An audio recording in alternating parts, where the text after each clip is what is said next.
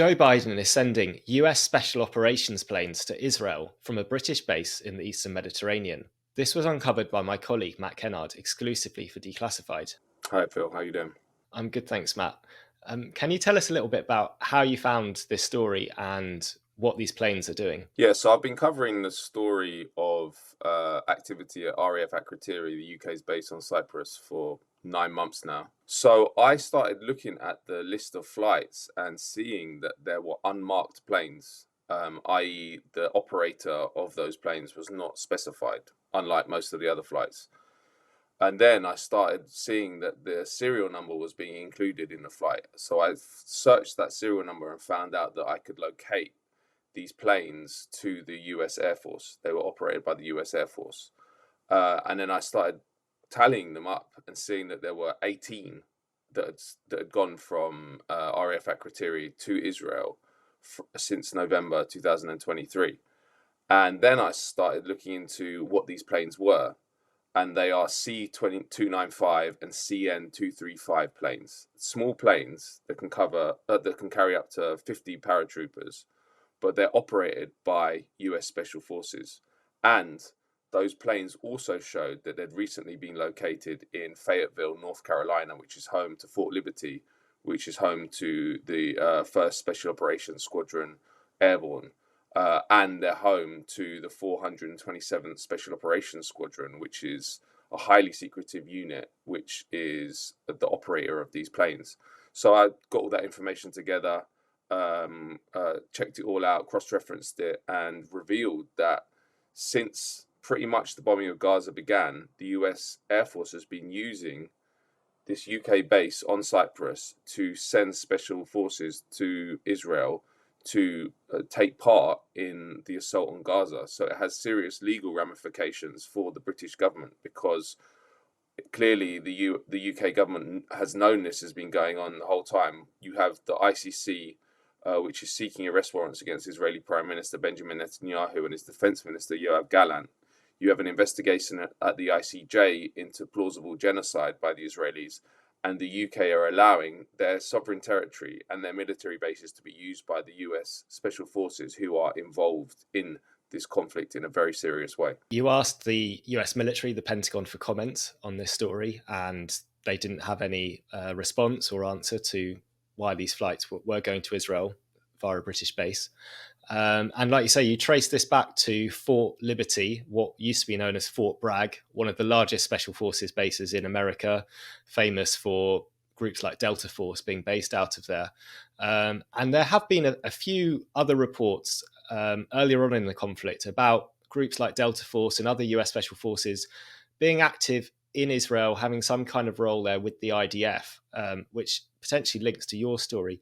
Could you tell us a little bit about those earlier reports of what US Special Forces have been doing or might have been doing? Very, very early on in the bombing of Gaza, it became clear that the United States was sending dozens, that's what an official told the New York Times, dozens of commandos to Israel to help them locate hostages. That's what they said.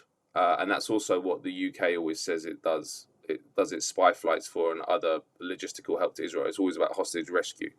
Obviously, the whole operation in Gaza is officially about hostage rescue and getting the hostages back. So that opens up any kind of involvement in the Gaza assault, really. It's kind of a wordplay that they use. But these commandos were said to be there very, very early on, and they were said to be actively working, that's the quote, with the Israelis on Gaza operations. So, and the Americans, I mean, they're completely embedded with the Israelis, not just in terms of special forces and the military, but also in terms of intelligence. Edward Snowden's leaks revealed the extremely close contacts between the CIA and other intelligence institutions and the Israeli intelligence community. And a lot of that is actually done via Cyprus as well. Snowden revealed that there were 4 NSA, National Security Agency sites on British territory in Cyprus, which were previously secret.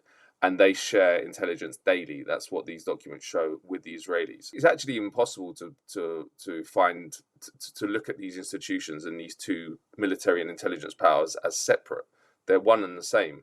So the special forces role in the assault on Gaza is quite obscure still. We know that the American commanders have been there since the beginning, and the fact that the UK is allowing this to happen from its sovereign territory covertly is hugely worrying, because again, it's important to stress that all this is being done in secret. The only way we know about this is basically because of the work of Declassified UK.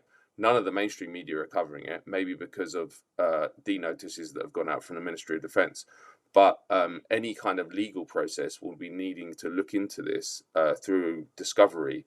And it could be that British ministers are found to be complicit in war crimes and genocide. One place I have seen journalists picking up on your stories is in Cyprus, where journalists there have been raising questions about how much the Cypriot authorities know about Britain allowing US forces to pass through these British bases on these parts of Cyprus that were never given back when Cyprus became independent in 1960. Can you tell us a little bit about the debate there and kind of what is the framework in terms of, this is supposedly British territory and yet the Americans are passing through. Does Cyprus have a say in it? Yeah, it's a very, very obscure system of governance in British Cyprus. Now, we retained 3% of the landmass of Cyprus after independence in 1960. And it's British sovereign territory. So technically, there's no need for the British to tell the Cypriot government what is happening there. But the Cypriot government has had to, and the president has had to answer to the allegations and the stories that have come out in Declassified UK. And he's always said, well, there's no war operations from Cyprus. Now, I think that's probably true, but what he's saying there is Cyprus proper, not the UK territory. And they also say that they have an awareness of what is happening. But again, the British say that they don't have an awareness because the British don't need to inform them. So it's all very, very obscure and all contradictory. And I think most of it is because they've never had to answer to journalists.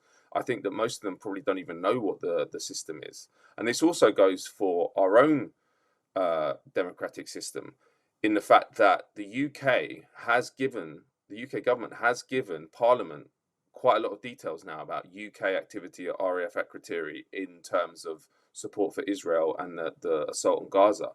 But you can't get any information about US activity there or potential Israeli activity. So we have the insane scenario where we're allowed to know about what our own forces are doing on our bases, which we should know, obviously, but we can't know anything about what foreign militaries are doing. Now, the level of transparency about what foreign militaries are doing on our sovereign territory should be much higher, obviously, I think, because it has much more national security implications. But so the governance system is a complete mess. And I think most of the reason that they're allowed to get away with it is because the media never actually tries to get to the bottom of how it works.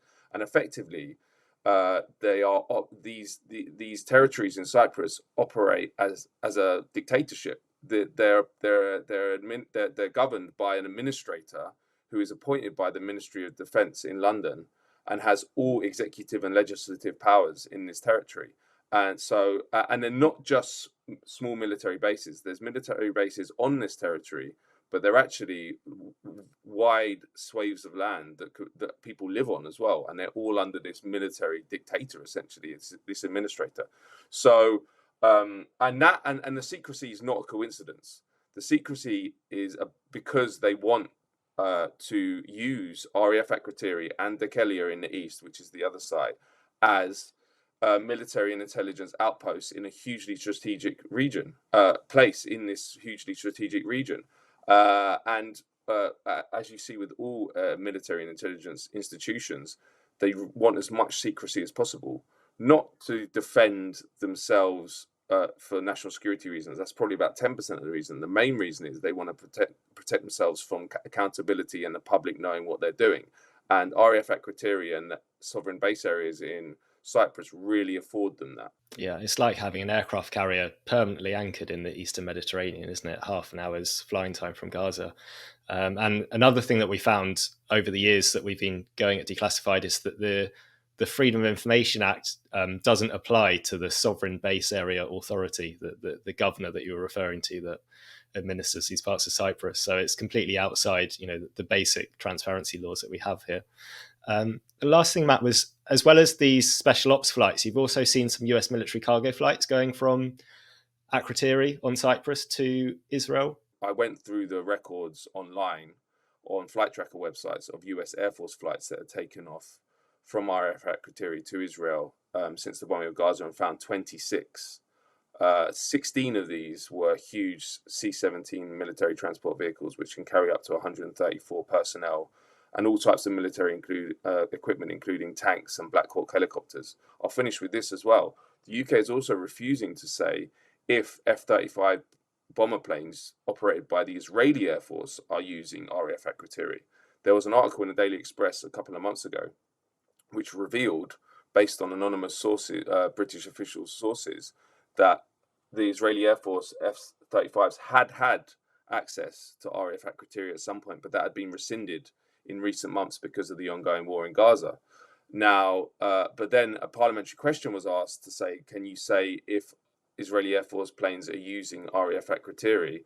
And the Ministry of Defense said the same line: we don't comment on allies' movements. So effectively, they haven't. The UK government is refusing to deny that Israeli Air Force planes themselves are using RAF Akrotiri. So it's a huge mess and a huge scandal, I think, that will come out in the coming years, and we're picking it apart in real time. But I think that the big stories will come out in the coming years. Thanks, Matt. Well, hopefully you'll be breaking those stories for us. And in order to do that, obviously we need support from people watching this video. If you haven't already subscribed to our channel, please do so. It helps boost the reach of the video. If you're able to make a donation to our work, you can hit the super thanks button below or go to our website, declassifieduk.org, and click on the pages there about joining and supporting Declassified from as little as £3 a month.